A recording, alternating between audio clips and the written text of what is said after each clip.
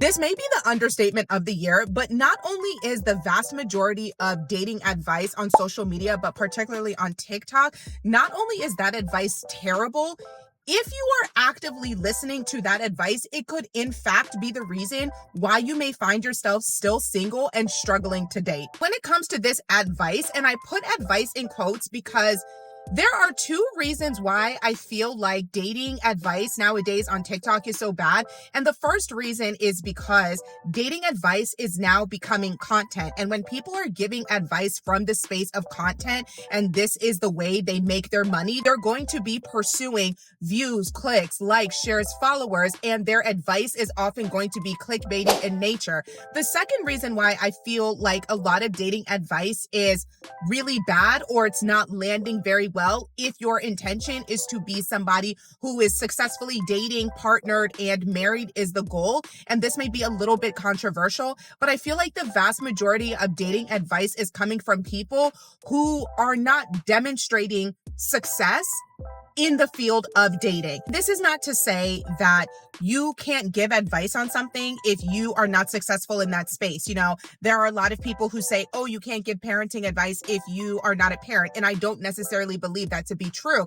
However, if your goal behind dating is marriage, wouldn't it make sense to take advice from someone who is married, even somebody who has been divorced because they have been in a marriage, it didn't work out, but because it didn't work out, they may be able to give you advice about red flags to look out for and things you should be on the lookout for if you want your marriage to be successful. Aloha, beautiful humans. Welcome to my channel if you are new here. Welcome back if we've been locked in. My name is Sasha, and today I'm coming to you from the car. I do not do this often. However, I just got out of the gym, and as I was on the Stairmaster, I'm sitting there scrolling on TikTok trying to make it through the last 15 to 20 minutes of my Stairmaster workout. And go get me, if you haven't got this from Tate PS, this is a preserved fig lemon mint soda, and it is one of the best things at Tate. I wanted to grab a matcha lemonade, but it's a little bit late. I don't want to be up and wired all night. So I was like, let me just get something refreshing. It's raining outside. So I feel like, I don't know, this video just struck me based on a lot of the dating advice I've been seeing come down my For You page over the past few days. And like I said in the intro, I think there is a reason. There are two particular and main reasons as to why dating advice is just not landing. Now, before we get into the meat of this video, you may be asking yourself, Sasha, you are married. Why are you in single people's business? Fair. I personally do not make it a point to give dating advice for the simple fact that I honestly feel I got lucky.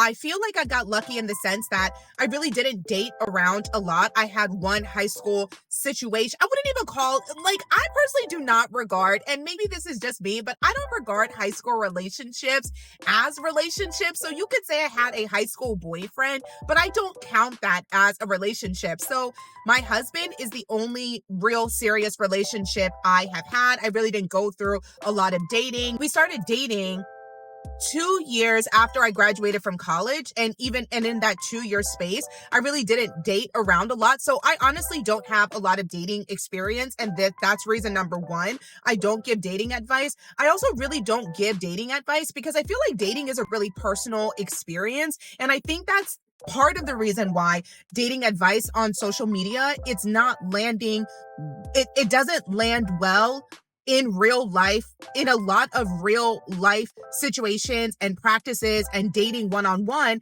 While it's not something remarkably complicated, there are so many nuances to dating. There are age is a factor, gender is a factor, location is a factor, even your socioeconomic status plays a factor in when you are dating, your culture, your race even. There are so many factors when it comes down to dating that when you are taking in dating advice on social media, media, it doesn't take into account the nuances that you may personally be experiencing when you are dating. And when you're seeing dating advice on social media, it is watered down, it's distilled, it's stripped of any nuance. And more often than not, it's what sounds good on TikTok, on social media. It's these soundbite moments that are often very black and white, very quippy in nature. You know, if he wanted to, he would. If he doesn't open the door for you, he's trash. If she's 5 minutes late, she doesn't care about your time. If she makes you pay on every single date, she's a gold digger. You know, it's very black and white advice that is stripped down of any context, of any nuance. And when you are getting all of your advice from social media or all of your dating content from social media, and you're trying to apply it in real life without any nuance, without taking into account your situation or the situation of the person that you are on the date with, things can go really left very quickly. And that's the first reason why I feel dating advice is truly terrible nowadays, because it has been stripped of any context, nuance, meaning, and practical real world application. Now, if I were to give anyone dating advice, I always say my two biggest pieces of dating advice, marriage advice, and just life advice in general, but particularly if you're going to get married, is a man is not a plan. This is the advice that I give the girlies. A man is not a plan, at least not plan A, okay? Because I firmly believe that you should be able to go into, if you seek marriage, again, this advice is coming from me as someone who is married.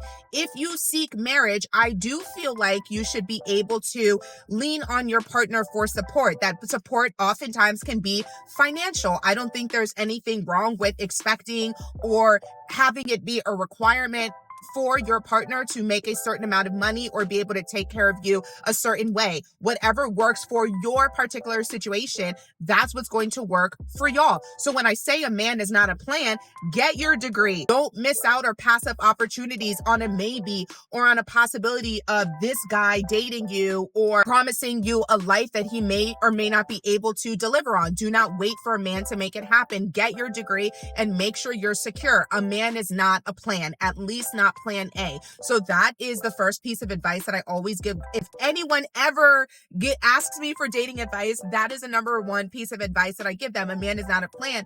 And then also B, if you are getting married, premarital counseling should be a requirement for you to be married. A lot of people look at marriage in terms of just a wedding and happily ever after, but I firmly believe that premarital counseling is one of the most important things that I did to prepare me and Snowbay for marriage, and I would highly recommend it. Wedding talk is huge. Getting married and weddings in general have become an entire industry where people put a lot of emphasis on the wedding day itself, but people really don't put emphasis on the marriage. And the wedding is one day. The marriage is for life, or however long your marriage should last. And if you want a healthy, sustaining marriage, you have to focus on the marriage. And I think premarital counseling is something that is missing and it's lost. And even if you've been together for how many ever years, because Snowbay and I really took our time. I really don't talk about, my husband hates social media. So I'm very selective about what I just put out here, because people are crazy, but but also he hates social media. So I try to be respectful of what I share about him on social media. However, we have been together. This year will be 14 years and we've been married for 9 years. It was important for both of us when we got married to go to premarital counseling. We went to sessions together. We did a session with I am Catholic. Well, I guess I'm a lapsed Catholic. I haven't been to church in a minute, but if God is a center of your marriage, you absolutely should be seeking out religious counseling. Hey, post-production Sasha coming at you. You can probably tell looking outside that it is raining. I don't know what happened with my audio here. I don't know if the thunder knocked it out, but I lost audio, so I'm going to do my best to remember exactly what I was saying, because again, this was not scripted. It's just something that I thought about while I was on the Stairmaster. But anyways, when Snowbay and I got married, not only did we see a premarital counselor, a secular premarital counselor, we also did pre-canna with my priest. And it was really important for me to get both perspectives, because while my priest was able to give us a religious and biblical perspective of marriage, again, it is important for me to to speak with someone and be advised by someone who was going through that experience. And my priest was never married, so he would not have been able to give me marriage advice in the way the premarital counselor would have been able to. So it was important for me to not only get religious counseling when it came to my marriage, but also secular premarital counseling. So picking up where I think I left off in this part of the video, we are talking about why advice given on TikTok does not necessarily translate into the real world. But there are so many things we have normalized on social media that in real life are just not like, it's just not going to work. It does not work well. It is raining so hard and I'm going to have to edit out so many things. I don't even know if I'm going to post this video. This one may not really be successful or do numbers if I can't find a way to strip out all of the background noise. But anyways, we move. A lot of people on TikTok, again, that when dating advice is your content strategy, how are we measuring how successful people are in terms of how effective their advice is? There is no way to measure that. And this isn't to say that there aren't professionals out there who are advisors, who are actual dating counselors, who are matchmakers, who are professionally in this space of partnering people together. They absolutely exist on TikTok and a part of their profession. Okay, I just had to move because that literally was stressing me out. And I realized the reason why I was like pitter pattering so loudly, it's because I was under a few trees. I was in the shade. So hopefully this will be better. The sound quality will be better. Anyways, so yeah, like I was saying, there are a lot of people who have a platform online giving dating advice, but they don't have any professional certifications or they're not doing this on a professional level. So how is the effectiveness of their dating advice being tested? It's not. And when dating advice or advice of any nature becomes a part of your content strategy, your intention, especially if you are monetized on social media, your intention is to get likes, clicks, views, shares, followers. It is not necessarily to give good advice or advice that is actually helpful and impactful. The vast majority of dating advice I see on social media nowadays, if I was taking that advice and trying to apply it in my real life, I would not be surprised if I was unsuccessful in dating. And there is so much conflicting advice out there.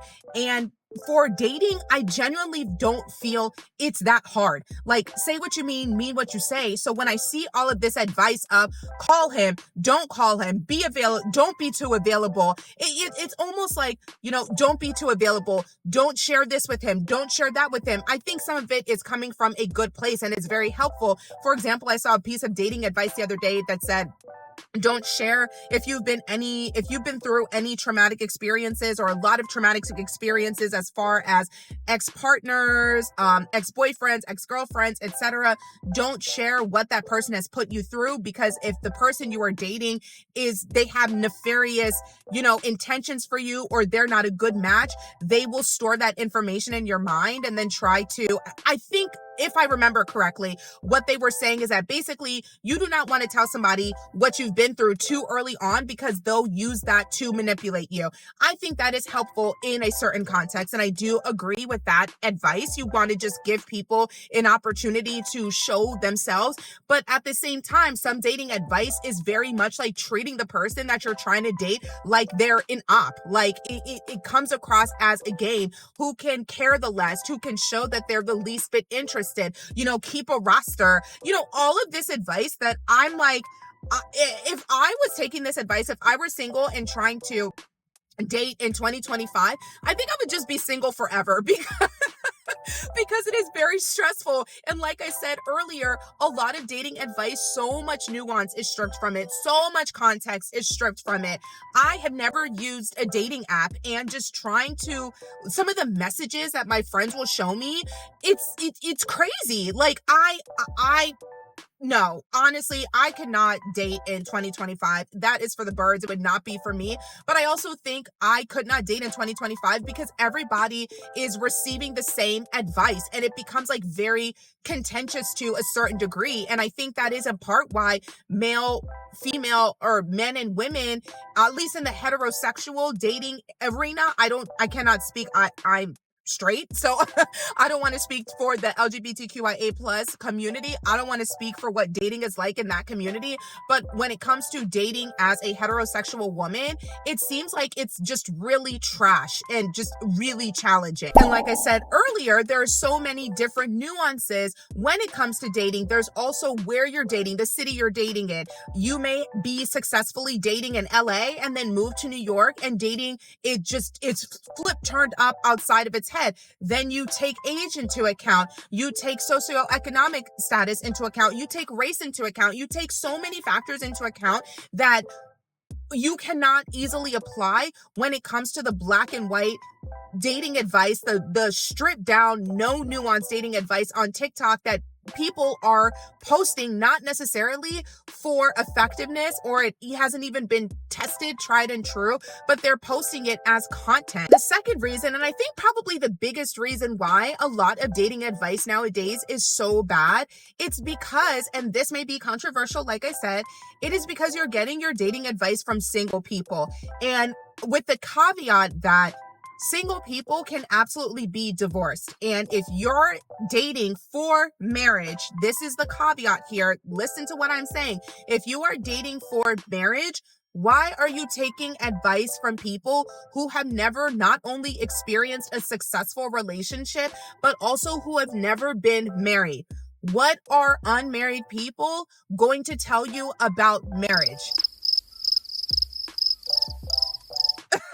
Even that comes with a caveat because every marriage is different. I can sit here and talk about my marriage. You can sit here and spend time with Snowbay and I. You can talk to our friends. You can talk to our family. They'll give you a perspective of our marriage, how we are together, but you never know what happens in anybody's marriage. So even if you are taking advice from people who are married, you don't know the ins and outs of their relationship. You never know what's going on behind closed doors. So even with that caveat, and that being said, you have to be very selective about the marriage advice, the dating advice you are taking from people, even if they are married, because not everybody's marriage is the same. And just because you are married doesn't mean you are happily married. It doesn't mean that the relationship is successful or working out. And this is why I know a lot of people say marriage is not the goal. A happy marriage is the goal. And I agree with that 100%. And even though I am in a happy marriage, I hesitate to give people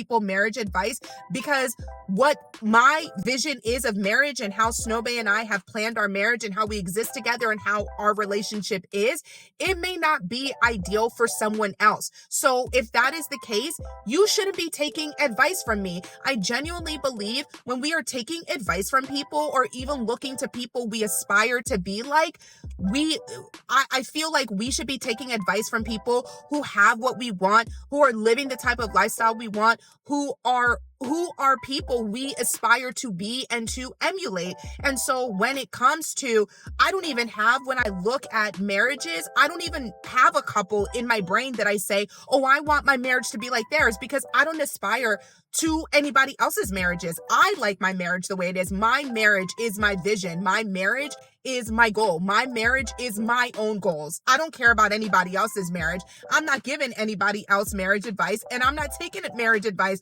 from a lot of people. There are maybe 4 or 5 people in my life right now that I would take marriage advice from, and none of them are on the internet.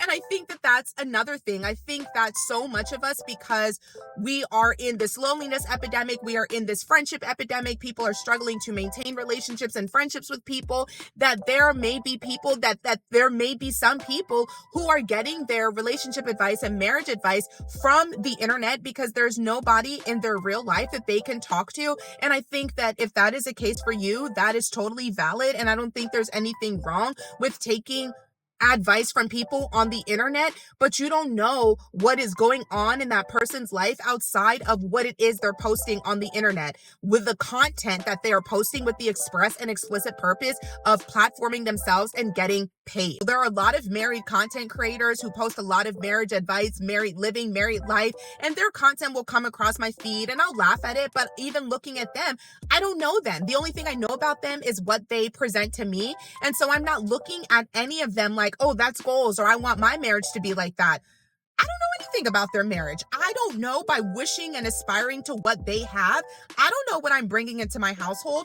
I'm going to deal with what I know, and that's people in real life who are walking the walk and talking the talk. And even in real life, you have to be very careful because, again, anybody can be putting up an image in polite company, in mixed company, outdoors, but unless you are living in that house with them, you don't know what's going on behind closed doors. While I don't think dating is hard, quote unquote hard, I don't think it's that hard to, in the sense that I don't think it's hard to find somebody to be with, whether you are with them happily and they fit the standards that you require of a partner is a different story entirely. But as far as like being in a relationship is not a boyfriend, a girlfriend. Those are a dime a dozen. I don't think that relationships in a sense are hard. Successful, happy, sustainable, sustaining, enduring, loving relationships and marriages are hard. That's what is hard. And I touched upon this a little bit earlier, but when you are taking dating advice from somebody on the internet, they may not be in the same space and walk of life as you. I think about Nigerian culture. When I was growing up, the only dating advice I got was, you don't date until you're married. Like, in Nigerian culture, dating is not something that is encouraged. It's not something that is pushed towards young women. And so we're always told to go to school, get your degrees, get your education. And so growing up, I didn't receive a lot of dating advice. Well, the dating that advice that I did receive, it was very minimal, but it was also impacted and shaped by my culture. And I know a lot of my Black girlfriends, they talk about the fact that they experienced something very similar.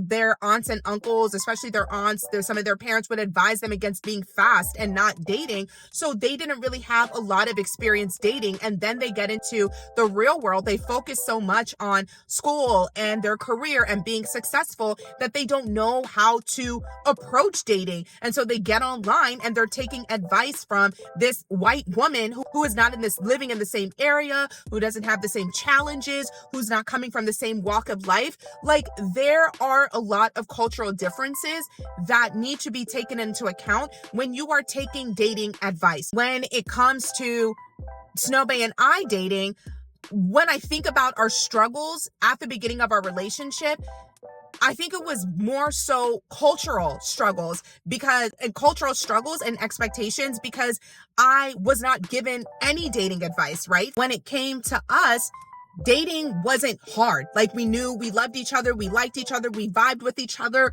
What was challenging was the fact that we came from two different cultures. And yes, he is white, but it was less of a racial thing and more of a cultural thing. And then also he does not ascribe to any religious affiliation, and I was really Catholic. And so I also grew up thinking that, I was going to marry somebody who is absolutely Catholic.